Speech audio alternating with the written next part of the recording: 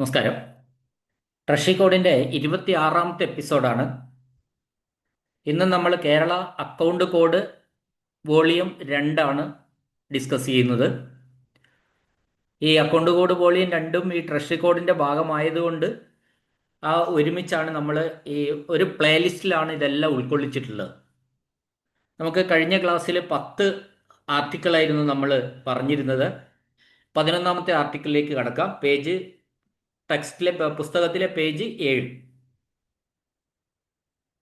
അതിൽ 11ാമത്തെ ആർട്ടിക്കിളിൽ പറയുന്നത് state ട്രഷറിയിലോ sub ട്രഷറിയിലോ നിന്ന് റിസർവ് ബാങ്കിലേക്ക് വരുന്ന റെസീറ്റ് പേയ്മെന്റ്സ്, ട്രഷറി അക്കൗണ്ടുകളുടെ സ്റ്റേറ്റ് വിഭാഗത്തിലെ accounts with the reserve bank, അതായത് റിസർവ് ബാങ്കിലെ അക്കൗണ്ടുകൾ എന്ന ഹെഡിലേക്ക് ക്രെഡിറ്റ് ചെയ്യുകയോ ഡെബിറ്റ് ചെയ്യുകയോ ചെയ്യണം.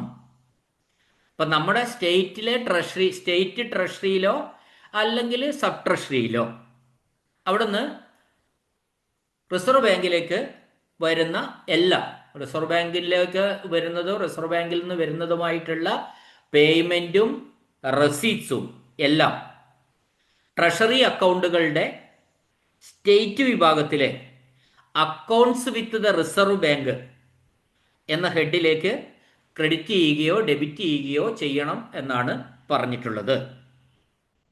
12ാമത്തെ ആർട്ടിക്കിൾ പറയുന്നത് ട്രഷറിയിൽ നിന്ന് ചെക്കുകൾ വഴി പണം പിൻവലിക്കുന്ന വകുപ്പുകൾക്ക്, അങ്ങനെയുള്ള വകുപ്പുകളുണ്ട്, ചെക്കുകൾ വഴി പണം പിൻവലിക്കാം. ആ ബന്ധപ്പെട്ട വകുപ്പിന്റെ റെസീറ്റുകളോ പേയ്മെന്റുകളോ ആയി ട്രഷറി അക്കൗണ്ടുകളിൽ മൊത്തമായി രേഖപ്പെടുത്തിയാൽ മതി. ഒരു വിശദാംശവും ആവശ്യമില്ല.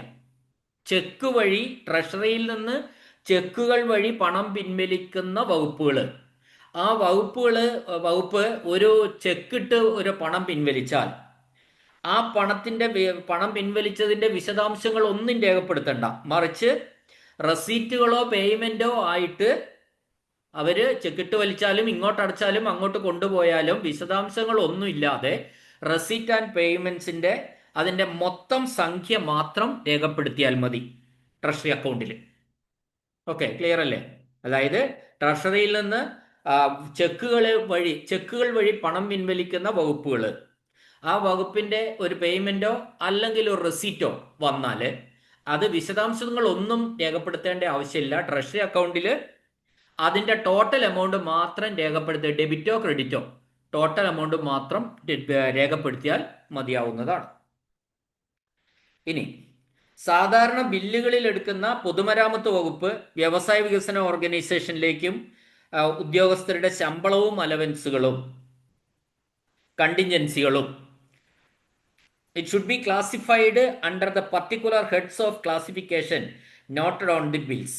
ആ ബില്ലുകളിൽ രേഖപ്പെടുത്തുന്ന പ്രത്യേക ക്ലാസിഫിക്കേഷൻ, അതായത് ഹെഡുകൾക്ക് കീഴിൽ ക്ലാസിഫൈ ചെയ്താൽ മതി. ബില്ലുകൾ സബ്മിറ്റ് ചെയ്ത് കഴിയുമ്പോൾ പൊതുമരാമത്ത് വകുപ്പിലെയും വ്യവസായ വികസന ഓർഗനൈസേഷനിലെയും ശമ്പളം അലവൻസും കണ്ടിൻജൻസിയും ഒക്കെ തന്നെ ബില്ല് മുഖാന്തരം സബ്മിറ്റ് ചെയ്യുമ്പോൾ ആ ബില്ലുകളിൽ ഏത് ഹെഡാണോ രേഖപ്പെടുത്തിയിരിക്കുന്നത് ആ ഹെഡ് ഓഫ് അക്കൗണ്ടിന്റെ കീഴിൽ ക്ലാസിഫൈ ചെയ്താൽ മതിയാവുന്നതാണ്. അതാണ് 13ാമത്തെ ആർട്ടിക്കിൾ പറയുന്നത്. 13ാമത്തെ ആർട്ടിക്കിളിലും 13ഉം 14ഉം ഇമ്പോർട്ടൻ്റ് ആണ്, 17ഉം ഇമ്പോർട്ടൻ്റ് ആണ്, അത് ശ്രദ്ധിക്കണം. ഇനി പൊതുമരാമത്ത് ഡിസ്ബേഴ്സേഴ്സ് ആയി പ്രവർത്തിക്കാത്ത ലാൻഡ് അക്വിസിഷൻ ഓഫീസർമാർ നടത്തുന്ന PWDക്ക് ഭൂമി ഏറ്റെടുത്തതിന്റെ നഷ്ടപരിഹാര പേയ്മെന്റ് ട്രഷറി അക്കൗണ്ടുകളിൽ പൊതുമരാമത്ത് വകുപ്പ് ഡെബിറ്റ് ചെയ്യാവുന്നതായി രേഖപ്പെടുത്തണം. ഓരോ കേസിന്റെയും ഡിവിഷന്റെയോ ഓഫീസിന്റെയോ പേര് വ്യക്തമാക്കിയിരിക്കണം. 14 പറയുന്നത് അതാണ്. 13ഉം 14ഉം ഇമ്പോർട്ടൻ്റ് ആണ്. ആർട്ടിക്കിൾ 14. അപ്പോൾ പൊതുമരാമത്ത് ഡിസ്ബേഴ്സേഴ്സ് ആയി ഇപ്പോൾ ലാൻഡ് അക്വിസിഷൻ ഓഫീസർമാരുണ്ടാവും നമുക്ക്, അതായത് ഭൂമി ഏറ്റെടുക്കലുകാർ, ലാൻഡ് അക്വിസിഷൻ ഓഫീസർമാർ. ഒരു PWDയുടെ ഒരു പ്രവൃത്തിക്ക് ഭൂമി ഏറ്റെടുക്കണം. അങ്ങനെ ഏറ്റെടുത്തതിന് നഷ്ടപരിഹാരം കൊടുക്കും. ആ നഷ്ടപരിഹാരം യഥാർത്ഥത്തിൽ പൊതുമരാമത്ത് അല്ല അതിന്റെ ഡിസ്ബേഴ്സേഴ്സ് ആയി പ്രവർത്തിക്കുന്നത്, ഈ ലാൻഡ് അക്വിസിഷൻ ഓഫീസർമാരാണ്. അപ്പോൾ എന്നാൽ പോലും ആ പേരിൽ, അതായത് ഒരു ഭൂമി ഏറ്റെടുക്കലുമായി ബന്ധപ്പെട്ട ഒരു നഷ്ടപരിഹാരം വിതരണം ചെയ്യുമ്പോൾ പൊതുമരാമത്ത് അല്ല അവിടെ ഡിസ്ബേഴ്സേഴ്സ് ആയി പ്രവർത്തിക്കുന്നത്. വിതരണം ചെയ്യുന്ന ആള് പൊതുമരാമത്തല്ല. എന്നാൽ ലാൻഡ് അങ്ങനെയുള്ള അല്ലാത്ത ലാൻഡ് അക്വിസിഷൻ ഓഫീസർമാര് ആ നഷ്ടപരിഹാരം കൊടുത്തിട്ടുണ്ടെങ്കിൽ അത് രേഖപ്പെടുത്തേണ്ടത് പൊതുമരാമത്ത് വകുപ്പിന്റെ കീഴിലാണ് ആ എമൗണ്ട് ഡെബിറ്റ് ചെയ്യേണ്ടത്. അത് മാത്രമല്ല, ഓരോ കേസിലും ആ പൊതുമരാമത്ത് ഡിവിഷന്റെയും അല്ലെങ്കിൽ ഓഫീസിന്റെയോ പേര് വ്യക്തമാക്കിയിരിക്കണം. ഒരിക്കൽ കൂടി ഞാൻ പറയാം, പൊതുമരാമത്തിന്റെ പണം വിതരണക്കാരല്ലാതായിട്ട് പ്രവർത്തിക്കുന്ന ലാൻഡ് അക്വിസിഷൻ ഓഫീസർമാരാണ് പണം കൊടുക്കുന്നത്.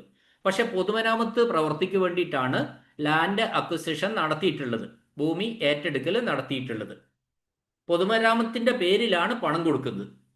എന്നാൽ ലാൻഡ് അക്വിസിഷൻ ഓഫീസർമാരാണ് പണം കൊടുക്കുന്നത്. പൊതുമരാമത്തിന്റെ പേരിൽ ലാൻഡ് അക്വിസിഷൻ ഓഫീസർമാർ പണം കൊടുക്കുമ്പോൾ ആരുടെ ഇത് അക്കൗണ്ടിൽ ഡെബിറ്റ് ചെയ്യണമെന്നാണ് പറഞ്ഞിരിക്കുന്നത്? PWDയുടെ ഏറ്റെടുത്തതിന്റെ അക്കൗണ്ടുകളിൽ, ട്രഷറി അക്കൗണ്ടുകളിൽ പൊതുമരാമത്ത് വകുപ്പിന് ഡെബിറ്റ് ചെയ്യാവുന്നതായിട്ട് രേഖപ്പെടുത്തണം. അല്ലാതെ ലാൻഡ് അക്വിസിഷന്റെ പേരിലല്ല രേഖപ്പെടുത്തേണ്ടത്. ഒരിക്കൽ കൂടി, PWD വകുപ്പ് ഒരു ഭൂമി ഏറ്റെടുത്തു. അത് ഏറ്റെടുത്ത് അതിന്റെ നഷ്ടപരിഹാരം കൊടുക്കുന്നത് ലാൻഡ് അക്വിസിഷൻ ഓഫീസർമാരാണ് എന്ന് വെക്കാം. അങ്ങനെ നഷ്ടപരിഹാരം കൊടുക്കുമ്പോൾ അത് ട്രഷറി അക്കൗണ്ടുകളിൽ PWD പൊതുമരാമത്ത് വകുപ്പിന് ഡെബിറ്റ് ചെയ്യാവുന്നതായിട്ടാണ് രേഖപ്പെടുത്തേണ്ടത്. മാത്രമല്ല, അത് ഏത് ഡിവിഷന്റെ കീഴിലാണ് അല്ലെ ഓഫീസിന്റെ കീഴിലാണ് എന്നുകൂടി വ്യക്തമാക്കണം. 15ാമത്തെ ആർട്ടിക്കിള്, വനം പ്രതിരോധം വകുപ്പുകളുടെ ടെൻഡറുകൾ വഴി നേരിട്ടോ വകുപ്പ് ഉദ്യോഗസ്ഥർ മുഖേനയോ നടത്തുന്ന നിക്ഷേപങ്ങൾ, അതായത് EMD, വനം പ്രതിരോധ വകുപ്പുകളുടെ ടെൻഡർ നടത്താൻ വേണ്ടി നമ്മൾ ഏണസ്റ്റ് മണി ഡിപ്പോസിറ്റ് നടത്താറുണ്ട്. അപ്പോൾ ഒരു ടെൻഡറിൽ പങ്കെടുക്കണമെങ്കിൽ നമ്മൾ ഏണസ്റ്റ് മണി ഡിപ്പോസിറ്റ് നടത്തണം. അതായത് അതിന് EMD എന്നാ പറയാം, EMD.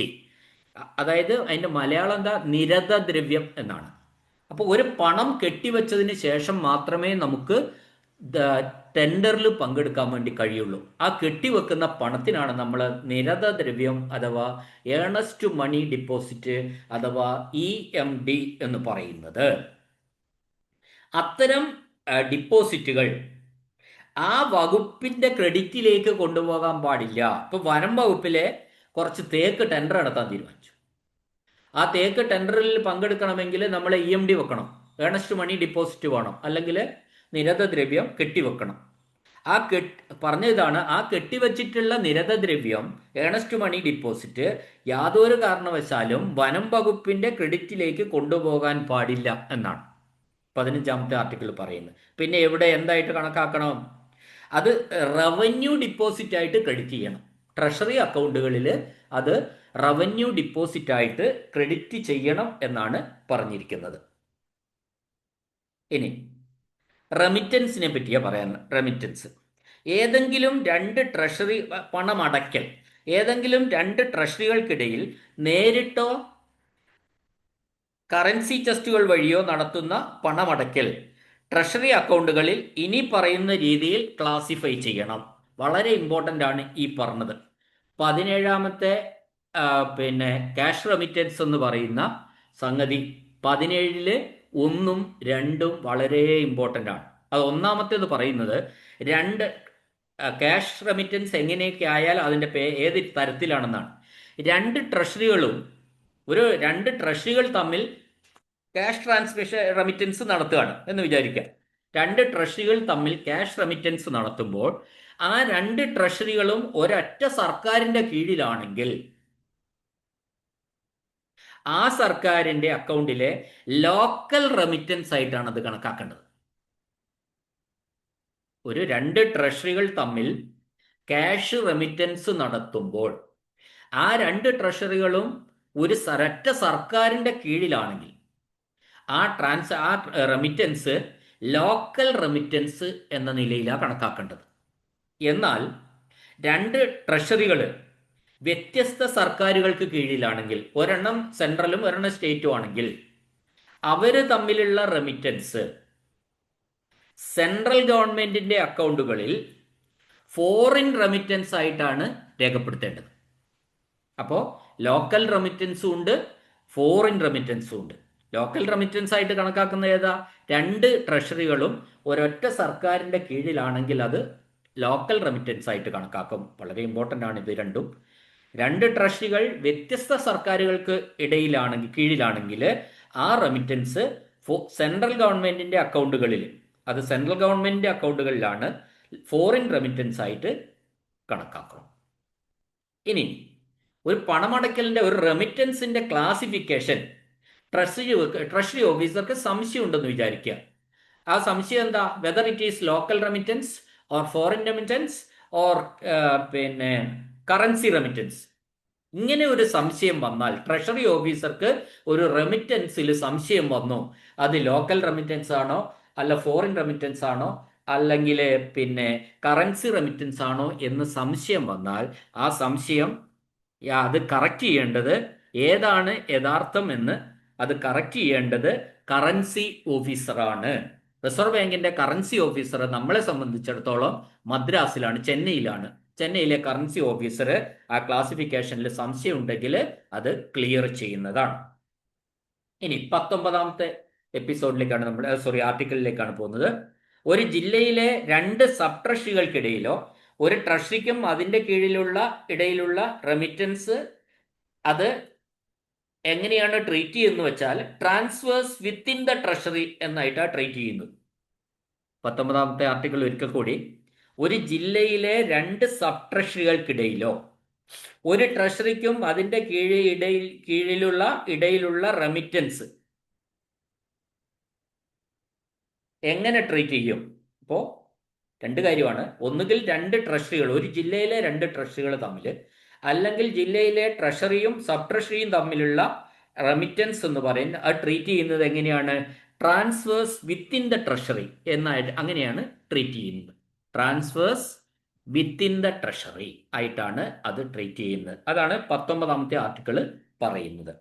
എന്നിരുന്നാലും അയക്കുന്നതോ സ്വീകരിക്കുന്നതോ ആയ ട്രഷറിയുടെയോ സബ് ട്രഷറിയുടെയും ബിസിനസ് ബാങ്കാണ് നടത്തുന്നതെങ്കിൽ the remittance should be classified as a local remittance.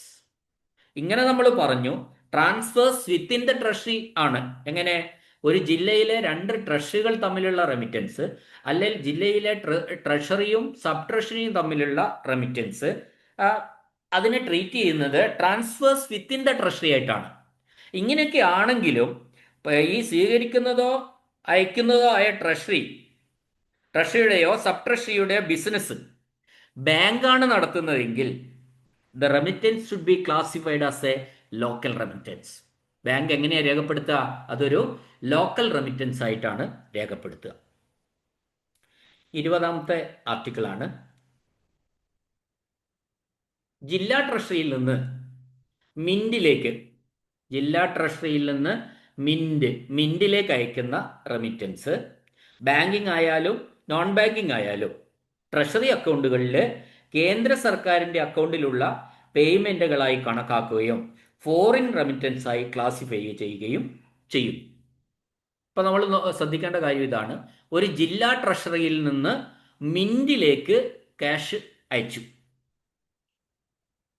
ജില്ലാ ട്രഷറിയിൽ നിന്ന് മിന്റിലേക്ക് അങ്ങനെ അയക്കുന്ന ആ റെമിറ്റൻസ്, അത് ബാങ്കിങ് ആയാലും നോൺ ബാങ്കിങ് ട്രഷറി ആയാലും ശരി, അത് ട്രഷറി അക്കൗണ്ടുകളിൽ കേന്ദ്ര സർക്കാരിന്റെ അക്കൗണ്ടിലുള്ള പേയ്മെന്റ് ആയിട്ടാണ് കണക്കാക്കുക. അതുകൊണ്ട് നമ്മൾ ഫോറിൻ റെമിറ്റൻസ് ആയി ക്ലാസിഫൈ ചെയ്യുന്നു. ഇനി ട്രഷറി അക്കൗണ്ടുകളിൽ ട്രഷറിയിൽ സൂക്ഷിക്കുന്ന അക്കൗണ്ടുകളെ സംബന്ധിച്ചാണ് നമ്മൾ അടുത്തത് പറയുന്നത്. ബന്ധപ്പെട്ട ഗവൺമെന്റിന്റെ ട്രഷറി നിയമങ്ങൾ പ്രകാരം ട്രഷറിയുടെ ക്യാഷ് ബിസിനസ് ബാങ്ക് നടത്താത്തിടത്ത്, അതായത് ട്രഷറി തന്നെ ബാങ്കിങ് കൂടി നടത്തുന്നിടത്ത്, ക്യാഷ് ബുക്ക്, ട്രഷറർ ഒരു ക്യാഷ് ബുക്ക് TA 1 TA എന്ന് പറയുന്ന ട്രഷറി അക്കൗണ്ടിന്റെ ഷോർട്ട് ഫോം ആണ് TA. TA1 ട്രഷറർ ഒരു ക്യാഷ് ബുക്ക് സൂക്ഷിച്ചു പോരേണ്ടതാണ്. അതിൽ ഓരോ റെസീറ്റും പേയ്മെന്റും അവ യഥാർത്ഥത്തിൽ സംഭവിക്കുന്ന സമയത്തും തീയതിയിലും പോസ്റ്റ് ചെയ്യും. പേജ് നമ്പർ 13 ഇതൊക്കെ പറയുന്നത്. യഥാർത്ഥത്തിൽ സംഭവിക്കുന്ന എപ്പോഴാണോ പേയ്മെന്റ് നടത്തുന്നത് അല്ലെ റെസീറ്റ് നടത്തുന്നത് ആ സമയത്ത് തന്നെ ട്രഷറർ